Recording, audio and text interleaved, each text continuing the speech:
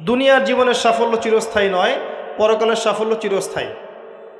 দুনিয়ার সবচেয়ে আরামে আয়েশে থাকা ব্যক্তিকে আল্লাহ পাক 1 সেকেন্ডের জন্য জাহান্নামে প্রবেশ করাবেন। হাদিস এসেছে, দুনিয়াতে আল্লাহ পাক যাকে সবচেয়ে বেশি নিয়ামত দিয়েছেন, one kind of Bill Gates, কথা বুঝতে পারছেন? ইমানদার ছিল না, কাফের ছিল, প্রচুর ধন সম্পদ আল্লাহ পাক দিয়েছেন। আল্লাহ পাক তাকে 1 মুহূর্তের জন্য জাহান্নামে ঢোকাবেন কিয়ামতের মাঠে, ঢুকিয়ে বের করবেন। বের করে বলবেন, দুনিয়াতে সুখে ছিলে? দুনিয়াতে কি সুখে ছিলে তুমি?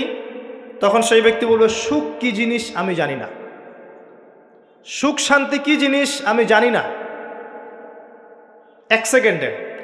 এরপরে পৃথিবীতে সবচেয়ে কষ্টে যে ব্যক্তি ছিল, ধরে নেন আজকে সিরিয়ার মাজলুমদের মতো কেউ, বা প্যালেস্টাইনের মাজলুমদের মতো কেউ, বা আপনাদের এখানেও অনেক মাজলুম আছেন, পৃথিবীর বিভিন্ন জায়গায় এখন মাজলুমদের সংখ্যাই বেশি। যাই হোক, তাকে ঢোকানো হবে জান্নাতে 1 সেকেন্ডের জন্য, 1 মুহূর্তের জন্য, ঢুকিয়ে আবার বের করা।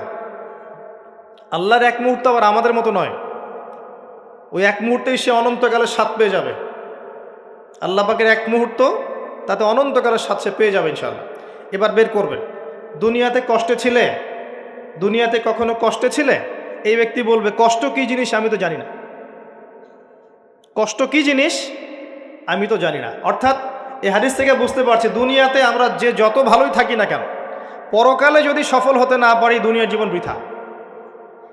ওই যে বাবু তোমার তো 16 আনাই বৃথা, একটা কবিতা আছে না, পড়েছিলেন? এখন তো এগুলা বই থেকে উঠিয়ে দেওয়া হচ্ছে মোটামুটি।